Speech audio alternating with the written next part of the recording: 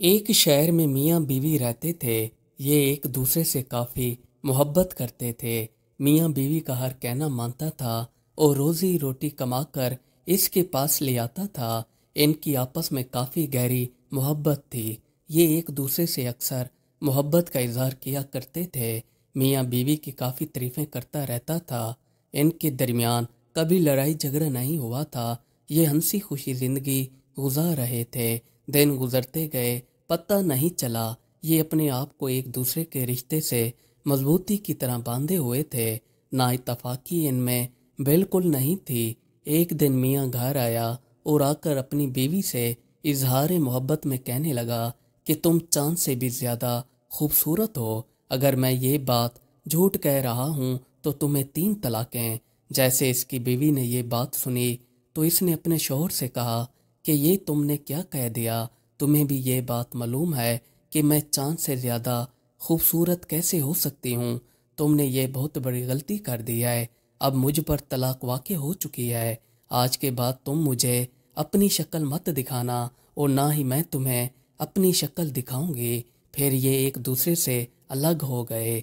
बीवी ने मियाँ के सामने आना भी छोड़ दिया। मियाँ जो कि अपनी बीवी से काफ़ी प्यार करता था, ये सोचो विचार में पड़ गया कि मुझसे ये कैसी गलती हो गई और मैं इजहार मोहब्बत में आकर अपनी बीवी से क्या कह बैठा, जबकि मेरा तो इरादा इसे तलाक देने का हरगिज नहीं था। ये इसी सोचो विचार में खुद को ज़हनी दबाव में डाले हुए था। ये अपने दोस्त के पास चला आया। यहाँ पर आकर इसने अपने दोस्त को सारा किस्सा सुनाया तो इसके दोस्त ने कहा कि यार, तुम्हारा मसला तो काफ़ी गहरा है जिसकी मुझे कोई समझ नहीं आ रही, और तुमने मोहब्बत के इजहार में ऐसी बात कह दी जो कि तुम्हें नहीं कहनी चाहिए थी। खैर, जो कुछ होना था वो तो अब हो चुका है। तुम्हारे हाथ में कुछ भी नहीं है। तुम एक काम करो, वक्त के खलीफा के पास चले जाओ। इनके पास तुम्हारे इस मसले का हल लाजमी होगा। क्या पता तुम दोनों मियाँ बीवी दोबारा एक हो जाओ। ये उसी वक्त अपने दोस्त से उठा और वक्त के खलीफा के पास चला आया। यहाँ पर आकर इसने खलीफा से कहा कि मैंने इजहार मोहब्बत में आकर अपनी बीवी से कहा कि तुम चांद से भी ज़्यादा हसीन हो। अगर मैं झूठ बोल रहा हूँ तो तुम्हें 3 तलाक। अब आप ही बताएं कि वो चांद से ज़्यादा खूबसूरत कैसे हो सकती है। मेरी बीवी पर तो तलाक वाजिब हो चुकी है, जबकि मैं अपनी बीवी को नहीं छोड़ना चाहता था। मुझसे ये नाअहली हो गई। मेरा कोई हल निकालें कि क्या मेरी बीवी पर अब मेरा हक नहीं रहा। खलीफा ने जैसे ही ये बात सुनी तो ये भी काफ़ी हैरान और परेशान हो गया कि मसला तो काफ़ी गहराई वाला है। खलीफा ने उसी वक्त हुक्म दिया कि तमाम उलमा को इकट्ठा किया जाए। कुछ ही देर में उलमा इकट्ठे हो गए। जब इन उलमा के सामने मसला रखा गया तो अक्सर उलमा ने कहा कि इसकी बीवी पर तलाक वाजिब हो चुकी है, क्योंकि इसकी बीवी चांद से ज़्यादा हसीन नहीं है। इनमें से एक उलमा बैठे थे तो इन्होंने कहा कि इसकी बीवी पर तलाक वाक़ई नहीं हुई। इनसे लोगों ने पूछा कि क्या आप हमें बता सकते हैं कि इसकी बीवी पर किस वजह से तलाक वाक़ई नहीं हुई। इन्होंने कुरान मजीद की एक आयत पढ़ी जिसका तर्जमा कुछ यूं है कि हमने इंसान को बहुत ही अच्छी सूरत में पैदा किया है।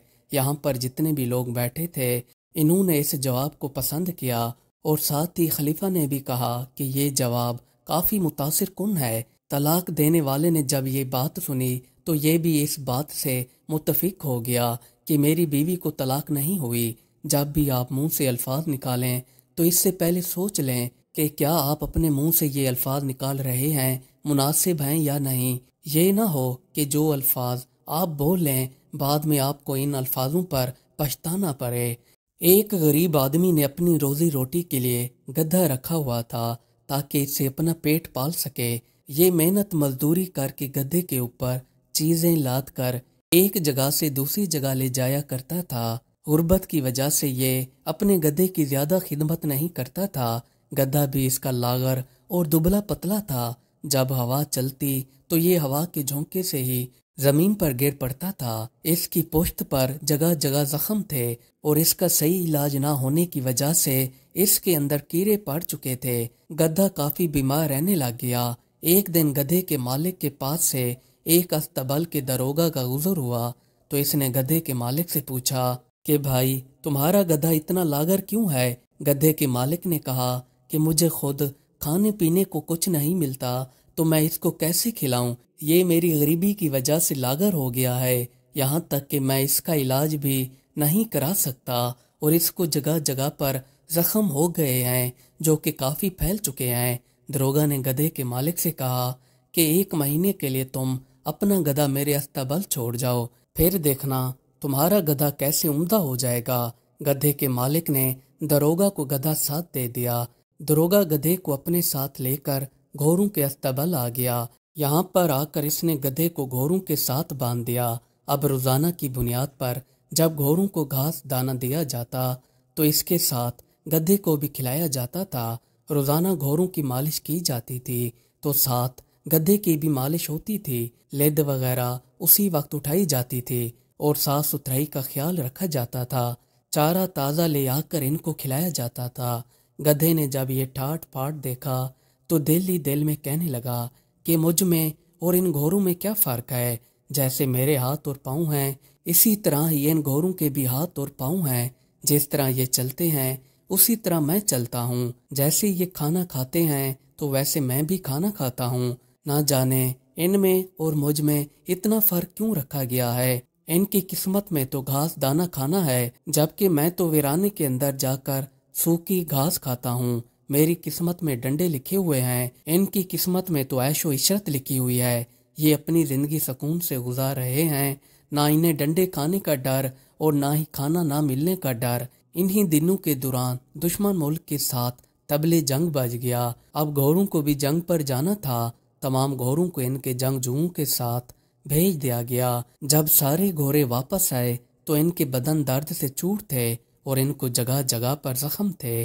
گھوڑوں کے اندر جو چمک دمک تھی وہ ختم ہو چکی تھی اور اب ان کے جسموں سے خون کے لوتھرے بہہ رہے تھے۔ خون تھمنے کا نام نہیں لے رہا تھا۔ ان کے جسموں میں تیر لگے ہوئے تھے۔ ان تیروں کو نکالنے کے لیے گھوڑوں کو باندھا گیا۔ ان کے تیروں والے زخموں کے نشانوں پر آگ کے انگاروں کو لگایا گیا تاکہ ان کے زخم جلدی ٹھیک ہو جائیں۔ یہ دیکھ کر گدھے کی چیخیں نکل گئیں اور دل ہی دل میں شرمندہ ہونے لگا کہ میں یہ کیسی باتیں کر رہا تھا کہ گھوڑے کس طرح عیش میں ہیں اور میں ایسے ہی ظلم و ستم سہ رہا ہوں، جبکہ مجھ سے زیادہ ظلم تو ان گھوڑوں کے ساتھ ہوا ہے۔ مجھے تو یہ ایسے دکھائی دے رہے تھے جیسے یہ سکون میں ہوں اور میں تنگی میں ہوں، جبکہ مجھ سے زیادہ تنگی میں تو یہ گھوڑے ہیں۔ پھر اسے اپنی پرانی باتیں یاد آنے لگیں کہ کس طرح میں بھٹک کر ناشکری والی باتیں کر رہا تھا، جبکہ میں تو اسی حالت میں ہی خوش رہوں گا جس حالت میں پہلے تھا۔ مزید اچھی ویڈیوز دیکھنے کے لیے ہمارے چینل کو سبسکرائب کر لیں۔ شکریہ۔